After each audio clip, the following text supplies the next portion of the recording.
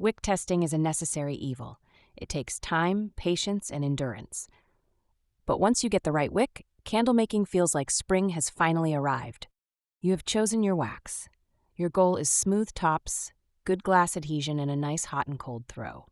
To get these things, you will need to heat your wax to its recommended temperature, add your fragrance at the recommended temperature, and pour at your wax's recommended temperature. All these things are determined by your wax brand.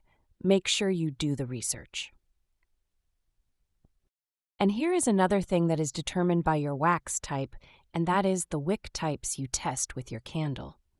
This is your wick testing process, both for the right brand of wick and the right size wick. Today I'm going to show you exactly how I test wicks so my candles burn clean, strong, and consistent every time. If we haven't met yet, I'm Kimberly Patterson, and I help candle makers turn plain candles into profitable works of art using engraving and sublimation. The most beautiful design doesn't matter if your candle doesn't perform. Wick testing is the foundation of everything. Step 1. Start with a baseline. The first step in wick testing is testing the right wicks for your wax type. Get to know your wick brands and which wick works for which wax. I have an entire video in this channel called Wicks, which goes into more detail than you will probably need. All right, let's talk wicks and natural waxes, because this is where a lot of people either struggle or finally get it right. If you're working with natural waxes like soy or cocoa apricot, there are a few wick families that consistently perform well, and each one has its own personality. First up, you've got eco wicks. These are great if you want a clean, stable burn. They're very soy-friendly and kind of a safe starting point if you're newer. Then there are CD wicks. These are super popular. They're balanced, they self-trim pretty well, and honestly, a lot of candle makers land here and stay here. LX wicks are very controlled and clean burning, with a smaller flame and minimal mushrooming, but they can be a little finicky, especially with fragrance loads. I see them as a precision wick for calming down an aggressive burn, not my first choice when I want strong throw and easy performance. CND wicks are designed to deliver a steady, controlled burn in natural waxes like soy and cocoa apricot. They help minimize soot while maintaining a consistent flame, making them a dependable option for clean-burning candles. If you're looking for a wick that offers stability without a lot of fuss, CND is a strong place to start. Next, problem-solving wicks like HTP and TCR. And these are what you might try if your standard wick isn't performing as expected. I think of these as your fine-tuning wick when you're trying to dial something in. Now, if you're working with heavier fragrance loads, that's where HTP wicks come in. They burn a bit hotter, so they can handle more oil, but you want to test carefully with these. Then you've got my personal favorite for cocoa apricot blends, Premier wicks. These are modern braided cotton, and they just perform really well with this wax, super consistent and great melt pool development. And finally, wood wicks. These are a little different. They give you that wider flame, that crackling vibe, and they're very design-driven. It's as much about the experience as it is the burn. Did you know that one wood wick is about the size of 1.5 cotton wicks? So really, it's not about which wick is best. It's about matching the wick to your wax, your fragrance load, and the experience you want your candle to create. Here is what not to use. Don't use the cheap wicks from China. They are usually just cheap cotton and don't perform well. Don't buy your wicks from Amazon. Go to a candle supply store where you can get good wick brands and sample packs. I buy my wicks from Black Tie Barn and Flaming Candle. Makesy is my supplier for the spiral wood wick.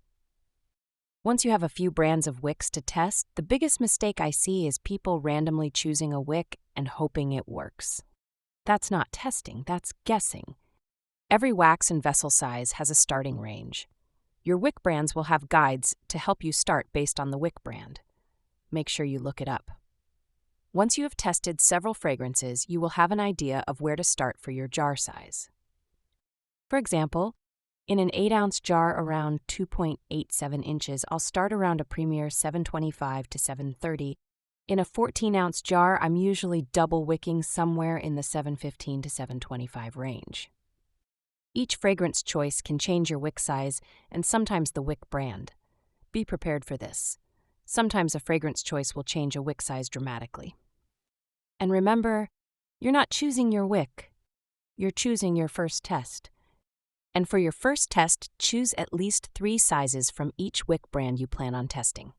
Now, I mostly test Premier wicks, and I always test 3 sizes at a time. I use the same jars over and over again for testing, so product waste is minimal. Tip: if you have a jar that fails, melt the wax down in the microwave and re-pour into your next jar to test. I rotate 6 jars for this, so I always have a fresh wick jar to test when one has failed. 3 things that will dramatically affect your testing, and this is all determined by your wax type: heat temp, fragrance mix temp, and pour temp. Make sure you do all 3 things to the spec of your wax type. Be sure to check out my video on wax research, which lists the top 20 wax brands and their cure time, heat temperature, fragrance admix temperature, and pour temperature. And next, this might be one of the most important rules for testing. Don't test your wick until your wax has cured. It is also the most broken rule, and you can break this rule within reason. I test in 24 hours for my 72-hour cure time wax. Many test at 7 days for their 14-day cure time wax. If you are testing just for size, this can work, but your hot throw will not be fully developed, so be cautious about breaking this rule. Step 2. Control your variables. If you change too many things at once, you won't know what actually worked. So keep everything the same wax, same fragrance load, which is determined by your wax type. Same vessel, same cure time. The only thing you change is the wick. That's how you get real data. Step 3. Burn in intervals. You've probably heard of the 4-hour burn.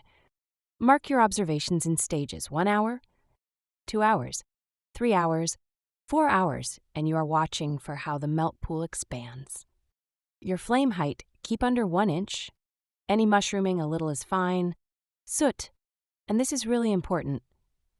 Your candle does not need a full melt pool on the first burn. What matters is that it expands consistently over time. Make sure you wait 5 hours between burn tests. Keep doing 4-hour burns until the candle reaches the end, around 1 inch of wax left. During the burn, read the candle. Your candle is giving you feedback. You just need to know how to read it. If the wick is too small, you'll see tunneling, a weak flame, slow melt pool. That means you wick up. If the wick is too large, the melt pool gets too deep, the flame flickers, and you may see soot. That means you wick down. And when it's right, the melt pool evens out over time. The flame is stable. There's no soot. That's your pass. You probably have heard of power burns. This means you take the candle that has passed and run another test, letting it burn all day. Do this until the candle is burned to the end. See how it performs. As part of your burn test, it is important to monitor the outside temperature of your candle. Measure the outside temperature of your vessel with an infrared thermometer. Candle safety labs have determined a safe burning candle does not exceed 140 degrees Fahrenheit. I have linked the report in description. Step 5. Document everything. Don't skip recording the results.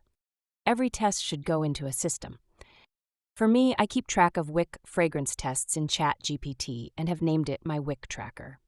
When a candle passes, I let Chat know, and it prints out cards like this, which I file in my Zettelkasten, a fancy name for a notebox. The wax type, I don't list this on my card because I only use one wax type. The fragrance and manufacturer, the vessel size, the wick brand and size, and the date it passed. Over time, this becomes your library. And once you have that, you stop guessing forever. Yay! This feels really good. If testing seems like it takes forever, don't worry. There is light at the end of this tunnel. Keep at it.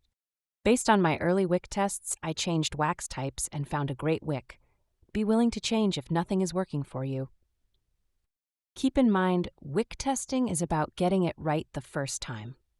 It's about building a system so you never have to figure it out again. That's the difference between someone making candles and someone building a candle brand. If you want to go deeper on this subject, I have videos on the ASTM guidelines for testing, a separate video on wick types that goes into more depth, and how many wicks for your vessel.